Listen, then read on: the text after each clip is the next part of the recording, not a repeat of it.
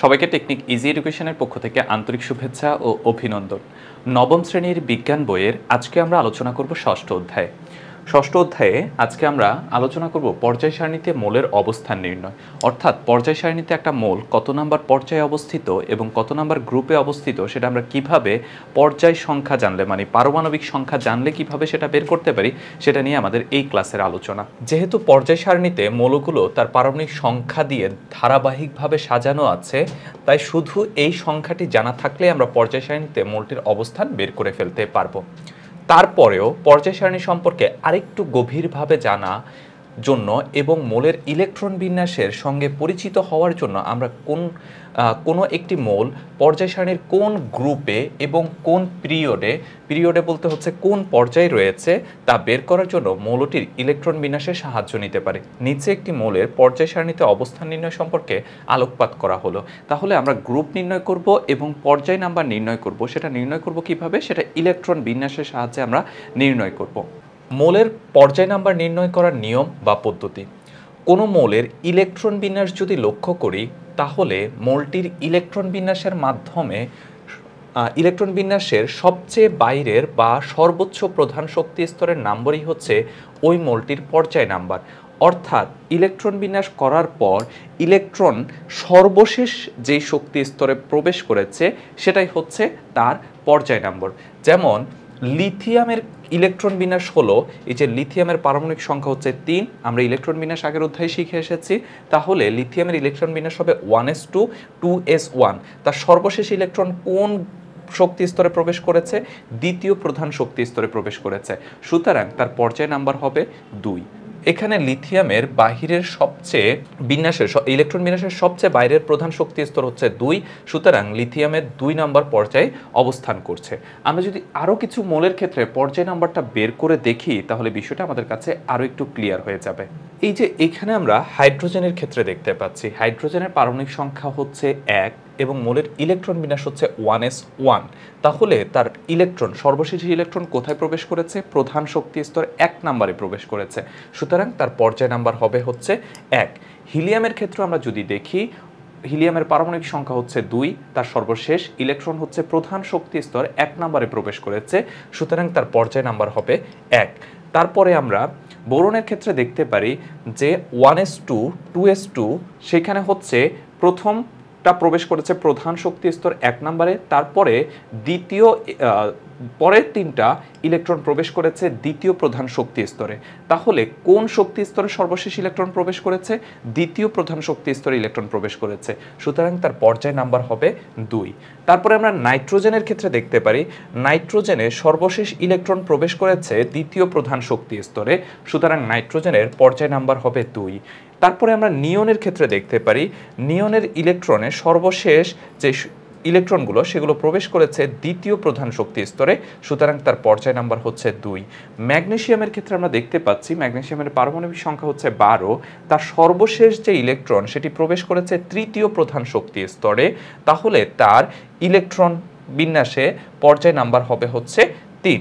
এবং সর্বশেষ হচ্ছে টাইটেনিয়ামের ক্ষেত্রে দেখতে পাচ্ছি টাইটেনিয়ামের পারমাণবিক সংখ্যা হচ্ছে 22, তার সর্বশেষ ইলেকট্রন প্রবেশ করেছে চতুর্থ শক্তি স্তরে, তার মানে তার পর্যায় নাম্বার হচ্ছে 4। তাহলে বুঝতেই পারতেছো যে একটা মৌলের পারমাণবিক সংখ্যা থেকে ইলেকট্রন বিন্যাস দেখে কিভাবে তার পর্যায় নাম্বার আমরা বের করতে পারি। তাহলে আমি তোমাদেরকে বললাম তোমরা পটাশিয়াম এবং আয়রনের ক্ষেত্রে ইলেকট্রন বিন্যাস করে তাদের পর্যায় নাম্বার কত সেটা আমাদেরকে কমেন্টে জানিয়ে দিবে।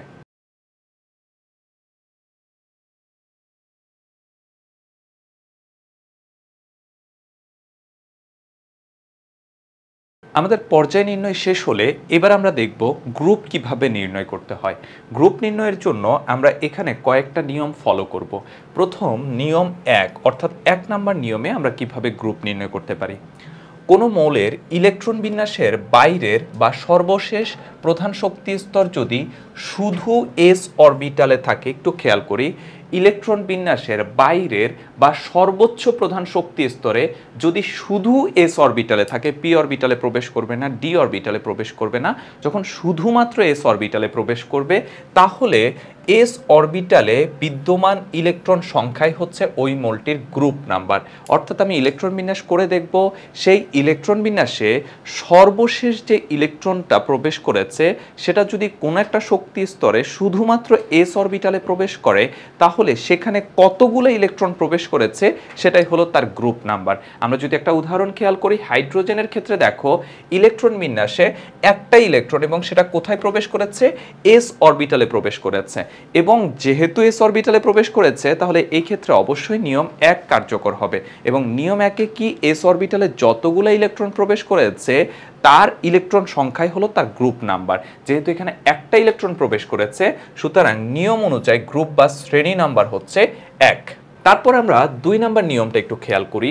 কোনো মৌলের ইলেকট্রন বিন্যাসের বাইরের প্রধান শক্তি স্তরে এস ও পি অরবিটালে থাকতে পারে, সেক্ষেত্রে এই এস ও পি অরবিটালে থাকা মোট ইলেকট্রন সংখ্যার সঙ্গে 10 যোগ করলে যেই সংখ্যা পাওয়া যাবে সেই সংখ্যাটি হবে ওই মৌলের জন্য গ্রুপ নাম্বার। খেয়াল করো, যখন এস অরবিটালে প্রবেশ করেছিল তখন এস অরবিটালে যতগুলো ইলেকট্রন প্রবেশ করেছিল সেটাই হলো তার গ্রুপ নাম্বার। কিন্তু এবার আমরা দেখলাম এস এর সাথে সাথে যদি পি অরবিটালেও প্রবেশ করে তাহলে এস আর পিতে যতগুলা ইলেকট্রন আছে সেইগুলোর সাথে আমরা 10 যোগ করলে আমরা যেই নাম্বারটা পাবো সেটাই হচ্ছে গ্রুপ নাম্বার। তাহলে এই ক্ষেত্রে যদি আমরা একটু উদাহরণ দেখি, বোরনের ইলেকট্রন বিন্যাসে তোমার ইলেকট্রন প্রবেশ করতেছে দেখো দ্বিতীয় শক্তি স্তর, সর্বশেষ শক্তি স্তরটা হচ্ছে দ্বিতীয় শক্তি স্তর এবং দ্বিতীয় শক্তি স্তরে এস অরবিটালে ইলেকট্রন প্রবেশ করেছে, পি অরবিটালে ইলেকট্রন প্রবেশ করেছে। তাহলে আমাদের কি করতে হবে? এস আর পি অরবিটালে যতগুলো ইলেকট্রন আছে সেগুলো যোগ করে তার সাথে 10 যোগ করতে হবে, তাহলেই আমরা এই ক্ষেত্রে কি পেয়ে যাব? গ্রুপ নাম্বারটা পেয়ে যাব। তাহলে দেখো এস এ 2টা, পি এ 1টা, টোটাল কয়টা হলো? 3টা, তার সাথে কত যোগ করতে হবে? 10 যোগ করতে হবে। তাহলে এই ক্ষেত্রে কত হচ্ছে? 13। সুতরাং বোরনের গ্রুপ নাম্বার হবে 13। এরপরে আসো নিয়ম 3। কোন মৌলের ইলেকট্রন বিন্যাসের বাইরের প্রধান শক্তি স্তরে এস অরবিটালে কয়টা ইলেকট্রন থাকে সেটি লক্ষ্য করতে হবে। আর তার আগের প্রধান শক্তি স্তর যদি ডি অরবিটালে থাকে এবং এই ডি অরবিটালের ইলেকট্রন সংখ্যাও গণনায় নিতে হবে, তখন উক্ত এস ও ডি অরবিটালের ইলেকট্রন সংখ্যা যোগ করলে যেই সংখ্যা পাওয়া যাবে সেটি হচ্ছে ওই মৌলের গ্রুপ নাম্বার। খেয়াল করো, এটা প্রথম নিয়মের সাথে কিছুটা মিল আছে, অনেকে এইখানে কনফিউজড হয়ে যেতে পারে।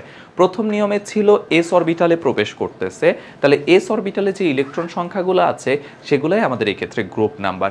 তৃতীয় নিয়মে আমরা বললাম সর্বশেষ এস অরবিটালে প্রবেশ করেছে, কিন্তু এখন আমরা বলতেছি এস আর তার আগের ইলেকট্রন সংখ্যা যোগ করে আমরা সেখান থেকে গ্রুপ নাম্বার বের করতে পারি। দুইটার মধ্যে পার্থক্য হচ্ছে প্রথম নিয়মে শুধু এস অরবিটাল এবং তার আগে ডি থাকতে পারবে না, কিন্তু তৃতীয় নিয়মে হচ্ছে সর্বশেষ যদি এস অরবিটালে প্রবেশ করে এবং তার আগের অরবিটাল যদি ডি হয় তাহলে এস আর ডি মিলে যতগুলো ইলেকট্রন থাকবে সেটাই হলো তার গ্রুপ নাম্বার। তাহলে এখানে আমরা একটু খেয়াল করি, আয়রনের ইলেকট্রন বিন্যাস হলো 1s2, 2s2, 2p6, 3s2, 3p6, 3d6 এবং হচ্ছে 4s2। সর্বশেষ কোথায় প্রবেশ করেছে? এস অরবিটালে। প্রথম নিয়ম অনুসারে তার গ্রুপ নাম্বার হওয়ার কথা ছিল 2, কিন্তু যেহেতু এস অরবিটালের আগেরটা ডি অরবিটাল তাহলে আমাদের যেটা করতে হবে এস অরবিটালের ইলেকট্রন এবং ডি অরবিটালের ইলেকট্রন যোগ করে দিতে হবে। তাহলে এস অরবিটালে হচ্ছে 2টা, ডি অরবিটালে হচ্ছে 6টা, তাহলে তার গ্রুপ নাম্বার হবে 8। নিচের ছকে এবার কিছু মৌলের আমরা গ্রুপ নাম্বার একসাথে দেখি। খেয়াল করো, হিলিয়ামের যেটা আছে এটা ব্যতিক্রম নিয়ম, যেহেতু এটা হচ্ছে নিষ্ক্রিয় মৌল, এদেরকে আমরা 18 নম্বর গ্রুপে আগে থেকেই সেট করে রেখেছি, সুতরাং এটা আমরা আলোচনায় আনবো না। আমরা প্রথমে হাইড্রোজেনের ক্ষেত্রে দেখি। হাইড্রোজেনের এস অরবিটালে প্রবেশ করেছে, সুতরাং এস অরবিটালের ইলেকট্রন সংখ্যায় তার গ্রুপ নাম্বার, একটা ইলেকট্রন প্রবেশ করেছে, তাহলে তার গ্রুপ নাম্বার হবে 1। এরপরে আমরা বোরনের ক্ষেত্রে আমরা দেখেছিলাম বোরনের শেষে কোথায় প্রবেশ করেছে? শেষে প্রবেশ করেছে হচ্ছে পি অরবিটাল এবং তার আগেরটা এস অরবিটাল, অর্থাৎ এস এবং পি অরবিটাল দুইটাতেই প্রবেশ করেছে। তাহলে এস আর পি এরটা যোগ করে তার সাথে হচ্ছে আমাদের কি করতে হবে? 10 যোগ করতে হবে। তাহলে এস অরবিটাল হচ্ছে 2টা, পি অরবিটালে হচ্ছে 1টা, তার সাথে 10 যোগ করলে কত পাচ্ছি? 13। সুতরাং তার গ্রুপ নাম্বার হচ্ছে 13। আমরা নাইট্রোজেনের ক্ষেত্রে খেয়াল করতে পারি, নাইট্রোজেনও হচ্ছে সর্বশেষ কোথায় প্রবেশ করেছে? এস এবং পিতে। আর এস এবং পিতে যদি প্রবেশ করে তাহলে আমাদেরকে 2টা যোগ করে তার সাথে 10 যোগ করতে হবে। তাহলে 2 যোগ 3 5, তার সাথে যখন আমি 10 যোগ করব তখন আমার এই ক্ষেত্রে গ্রুপ নাম্বার হয়ে যাচ্ছে কত? 15।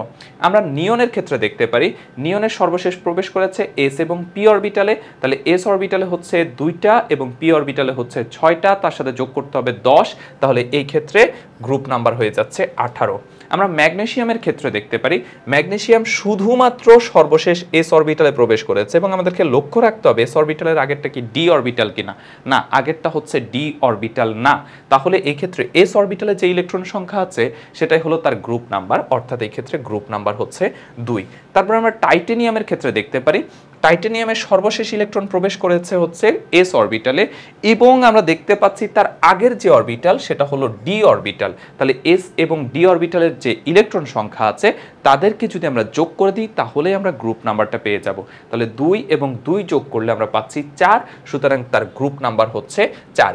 এইভাবে একটা মৌলের পারমাণবিক সংখ্যা জানা থাকলে এবং আমরা যদি ইলেকট্রন বিন্যাস জেনে থাকি তাহলে সেই পারমাণবিক সংখ্যা থেকে ইলেকট্রন বিন্যাস করে তার পর্যায় নাম্বার এবং গ্রুপ নাম্বার খুব সহজে বের করে ফেলতে পারবো।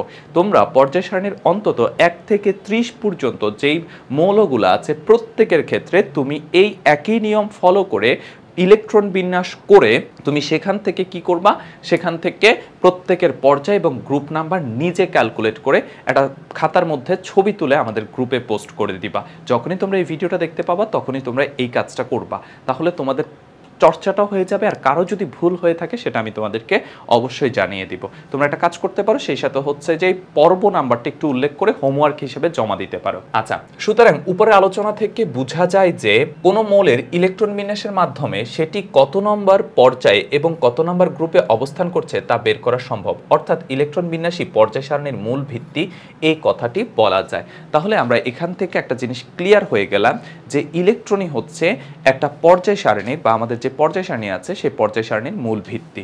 আমরা তো গ্রুপ নাম্বার এবং পর্যায় নাম্বার জেনেছি, কিভাবে বের করতে হয় সেটা আমরা এখন পারার কথা। তো এরপরও এর মাঝে কিছু ব্যতিক্রম নিয়ম রয়েছে, অর্থাৎ আমরা যখন হচ্ছে ক্যালকুলেশন করব তারপর আমরা একটা জায়গায় রাখতে পারবো না। কেন রাখতে পারবো না, এখানে কি ব্যতিক্রম হয়েছে সেটা নিয়ে আমরা একটু আলোচনা করি। প্রথম ব্যতিক্রম হচ্ছে হাইড্রোজেনের অবস্থান। এটা অনেক সময় পরীক্ষায় প্রশ্ন করা হয় যে হাইড্রোজেন পর্যায় সারণীতে ব্যতিক্রম নিয়ম ফলো করে কেন, বা তার অবস্থান কোথায়, কেন অধাতু হয়েও ধাতুর সাথে অবস্থান করা হয়েছে, বিভিন্নভাবেই প্রশ্নটা করা হয়ে থাকে। তো এটার ব্যাখ্যাটা আমরা একটু দেখি। হাইড্রোজেন মৌল হচ্ছে অধাতু, অর্থাৎ হাইড্রোজেন হচ্ছে একটা অধাতু। হাইড্রোজেনের কিছু ধর্ম বা বৈশিষ্ট্য তীব্র ধনাত্মক ক্ষারীয় ধাতুর সঙ্গে আবার হ্যালোজেন মৌলসমূহের সঙ্গেও মিলে যায়। খেয়াল করো, হাইড্রোজেন হচ্ছে অধাতু, তার সাথে তার মধ্যে কিছু বৈশিষ্ট্য তার ক্ষারীয় ধাতুর সঙ্গে এবং কিছু বৈশিষ্ট্য হ্যালোজেন মৌলসমূহের সঙ্গে মিলে যায়। কিন্তু পর্যায় সারণীতে হাইড্রোজেনকে ক্ষারীয় ধাতু যেমন সোডিয়াম, পটাশিয়াম, রুবিডিয়াম, সিজিয়াম, ফ্রান্সিয়ামের সঙ্গে গ্রুপ 1-এ রাখা হয়েছে। খেয়াল করি সেটা কিন্তু অধাতু, কিন্তু আমি তাকে কোথায় রাখছি, আমি রাখছি ক্ষারীয় ধাতুর সঙ্গে 1 নাম্বার গ্রুপে। কেন আমি তাকে সেখানে রাখছি? এখানে ক্ষারীয় ধাতুর সঙ্গে হাইড্রোজেন মৌলের মিল হলো ক্ষার ধাতুর মতো হাইড্রোজেনের বাইরের প্রধান শক্তি স্তরে একটি ইলেকট্রন আছে। খেয়াল করো, হাইড্রোজেনের সাথে আমরা প্রথমে ক্ষারীয় ধাতুর মিল কোথায় সেটা আমরা বলতেছি। মিলটা কোথায়? আমরা যখন একটা ক্ষারীয় ধাতুর ইলেকট্রন বিন্যাস করব তাহলে দেখব যে সর্বশেষ প্রধান শক্তি স্তরে একটা ইলেকট্রন আছে। আবার যখন আমরা হাইড্রোজেনের ক্ষেত্রেও সেম কাজটা দেখব বা সেম ইলেকট্রন বিন্যাসটা করব তখনই দেখব যে তার সর্বশেষ শক্তি স্তরে একটা ইলেকট্রন আছে। এই কথাটাই বলল যে এখানে ক্ষারীয় ধাতুর সঙ্গে হাইড্রোজেন মৌলের মিল হলো ক্ষার ধাতুর মতো হাইড্রোজেনের বাইরের প্রধান শক্তি স্তরে একটা ইলেকট্রন আছে। এর ক্ষেত্রে দেখো একটা ইলেকট্রন, এর ক্ষেত্রে একটা ইলেকট্রন। অন্যদিকে হ্যালোজেন মৌলসমূহের যেমন ফ্লোরিন, ক্লোরিন, ব্রোমিন, আয়োডিন, এরা হচ্ছে হ্যালোজেন। বৈশিষ্ট্য হচ্ছে এদের একটি পরমাণু অন্য মৌল থেকে একটা ইলেকট্রন গ্রহণ করতে পারে, অর্থাৎ হ্যালোজেন সমূহ অন্য কোনো একটা পরমাণু থেকে একটা ইলেকট্রন গ্রহণ করতে পারে। এই মিলটা আমরা হাইড্রোজেনের ক্ষেত্রে দেখব যে তেমনিভাবে হাইড্রোজেনও একটা ইলেকট্রন গ্রহণ করতে পারে যা হ্যালোজেন মৌলসমূহের বৈশিষ্ট্যের সঙ্গে মিলে যায়। অর্থাৎ আমরা দুইটা মিল দেখলাম। ক্ষারীয় ধাতুর সঙ্গে মিল কোথায়? ক্ষারীয় ধাতুর সর্বশেষ শক্তি স্তরে একটা ইলেকট্রন থাকে, হাইড্রোজেনের ক্ষেত্রে আমরা দেখলাম একটা ইলেকট্রন থাকে। আবার হ্যালোজেনের সাথে মিল কোথায়? হ্যালোজেন অন্য কোনো একটা মৌল থেকে, পরমাণু থেকে একটা ইলেকট্রন গ্রহণ করতে পারে, হাইড্রোজেনের ক্ষেত্রেও সেম, অন্য জনের থেকে একটা ইলেকট্রন গ্রহণ করতে পারে। উল্লেখযোগ্য, হাইড্রোজেনের বেশিরভাগ ধর্মসমূহ ক্ষার ধাতুসমূহের ধর্মের সঙ্গে মিলে যায়, ফলে হাইড্রোজেনকে ক্ষার ধাতুর সঙ্গে 1 নাম্বার গ্রুপে রাখা হয়েছে। তাহলে তোমরা বুঝতেই পারতেছো হাইড্রোজেন কেন ব্যতিক্রম নিয়ম মেনে চলে। সে অধাতু, তার বৈশিষ্ট্য কিছুটা হ্যালোজেনের মতো, কিছুটা আবার ক্ষারীয়র মতো। তারপর আমরা কেন ক্ষারীয় ধাতুর সঙ্গে রেখেছি? কারণ তার অনেকগুলো বৈশিষ্ট্য হচ্ছে ক্ষারীয় ধাতুর সঙ্গে মিলে যায় বলে তাকে আমরা 1 নাম্বার গ্রুপে রেখেছি। এরপরে অন্য একটা বৈশিষ্ট্য হচ্ছে বা ব্যতিক্রম নিয়ম হচ্ছে ল্যান্থানাইট এবং অ্যাক্টানাইট সিরিজের মৌলসমূহের অবস্থান। পর্যায় সারণীতে ল্যান্থানাইট এবং অ্যাক্টানাইট সারির মৌলগুলোর অবস্থান যথাক্রমে 6 নাম্বার পর্যায় ও 3 নাম্বার গ্রুপে এবং 7 নাম্বার পর্যায় ও 3 নাম্বার গ্রুপে। খেয়াল করো, ল্যান্থানাইট সিরিজের যে মৌলগুলো আছে তাদের অবস্থান হচ্ছে 6 নাম্বার পর্যায় এবং 3 নাম্বার গ্রুপে। অন্যদিকে অ্যাক্টানাইট সিরিজের মৌলসমূহের অবস্থান হচ্ছে 7 নাম্বার পর্যায়ে 3 নাম্বার গ্রুপে। কিন্তু আমরা তাদেরকে দেখব পর্যায় সারণীতে নিচে দুইটা রোর মধ্যে তাদেরকে অবস্থান করানো হচ্ছে। কেন এমনটা করা হচ্ছে? আসলে উক্ত অবস্থানগুলোতে এই মৌলগুলোকে বসালে পর্যায় সারণীর প্রস্থ অহেতুক অনেক দীর্ঘ হয়, তাই এই মৌলসমূহকে পর্যায় সারণীর নিচে আলাদাভাবে রাখা হয়েছে। অর্থাৎ আমি যদি এদেরকে 6 নাম্বার পর্যায়ে 3 নাম্বার গ্রুপে এবং 7 নাম্বার পর্যায়ে 3 নাম্বার গ্রুপে রাখতাম, তাহলে পর্যায় সারণীর প্রস্থটা অনেক বেশি দীর্ঘ হয়ে যেত। এই সমস্যার সমাধানে তাকে সুন্দর একটা আকৃতি দেওয়ার জন্য আমরা কি করেছি, তাদেরকে নিচে আলাদা দুটো হচ্ছে অবস্থানে রেখেছি। এতে আমাদের বৈশিষ্ট্যের খুব ব্যতিক্রম ঘটলো না এবং পর্যায় সারণীর টেবিলেরও হচ্ছে যে সৌন্দর্যটা নষ্ট হলো না, তাই এমনটা করেছি। আমরা যদি চিত্রে সেটা দেখতে চাই তাহলে আমরা দেখতে পারবো এরকম যে পর্যায় সারণীতে এই যে ল্যান্থানাইট সিরিজটা হওয়ার কথা ছিল হচ্ছে এই জায়গাটাতে ল্যান্থানাইট সিরিজটা হওয়ার কথা ছিল। এখন আমি যদি ল্যান্থানাইট সিরিজকে এখানে রাখি তাহলে দেখো এটা প্রস্থ বরাবর কি অনেক বড় হয়ে যাচ্ছে না। অন্যদিকে অ্যাক্টিনাইট সিরিজ হওয়ার কথা ছিল হচ্ছে এইখানে, আমি যদি এখানেও সেম অ্যাক্টানাইট সিরিজের মৌলগুলোকে রাখি তাহলে এইটাও অনেক দীর্ঘ হয়ে যাচ্ছে। অর্থাৎ পর্যায় সারণীর এখন যে সুন্দর স্ট্রাকচারটা আছে সেটা কিছুটা ব্যত্যয় ঘটবে। এই জন্য আমরা এদেরকে কি করেছি, এদেরকে নিচে আলাদা জায়গায় অবস্থান করেছি। এতে পর্যায় সারণীর সৌন্দর্যটা রয়ে গেছে এবং নিয়মের খুব একটা ব্যতিক্রম ঘটেনি। কিন্তু আমরা যখন ক্যালকুলেশন করতে যাবো তখন আমরা কিছুটা ব্যতিক্রম দেখতে পাবো, সেই জন্য আমরা এটা ব্যতিক্রম নিয়মে উল্লেখ করেছি। আর আমি পিরিয়ডিক টেবিলটা আলাদা করে তোমাদেরকে দেখিয়েছি এই জন্য তোমাদের বইয়ের মধ্যে পিরিয়ডিক টেবিলটা আমার এইখানে যে পিডিএফ আছে সেই পিডিএফে হচ্ছে 2টা পৃষ্ঠা হওয়ার কারণে একটু 2 পৃষ্ঠায় চলে যাওয়ার কারণে একটু দেখাতে হচ্ছে, আমাদের সমস্যা হচ্ছে। এই যে দেখো এখানে হচ্ছে মাঝখান থেকে ভেঙে দেখানো হয়েছে, এই যে একটা অংশ এইদিকে একটা অংশ দ্বিতীয় পৃষ্ঠায়। তো এটা তোমাদের প্রিন্ট বই যেটা আছে সেটাতে ঠিক আছে, কিন্তু আমার এখানে সমস্যা হচ্ছে বলে আমি আলাদা করে হচ্ছে তোমাদেরকে দেখিয়েছি। তাহলে আমরা এই পর্বে মূলত পর্যায় সারণীতে একটা মৌলের অবস্থান কোথায়, অর্থাৎ কত নাম্বার পর্যায়ে এবং কত নাম্বার গ্রুপে আছে এবং এই ক্ষেত্রে ব্যতিক্রম জিনিস কি সেগুলো তোমাদের সামনে আলোচনা করেছি এবং আমি তোমাদের কিছু হোমওয়ার্কও দিয়েছি। সেই হোমওয়ার্কগুলো তোমরা করে আশা করি কমেন্টে জানাবে এবং যেটা আমি বলেছি 1 থেকে 30 নাম্বার মৌলগুলোর পর্যায় এবং গ্রুপ নাম্বার ফাইন্ড আউট করে সেটার একটা পেজে তুমি ছবি তুলে আমাদের হোমওয়ার্ক যে গ্রুপটা অর্থাৎ টেকনিক ইজি এডুকেশনের যে গ্রুপটা সেখানে জমা দিতে পারো। অবশ্যই আমার রেকর্ড ক্লাসের নাম্বারটা একটু উল্লেখ করে দেবে, তাহলে আমার ক্ষেত্রে দেখাটা সুবিধা হবে। সবাই ভালো থাকবে, সুস্থ থাকবে, দেখা হবে আগামী পর্বে। আজকের মতো এখানেই বিদায় নিচ্ছি।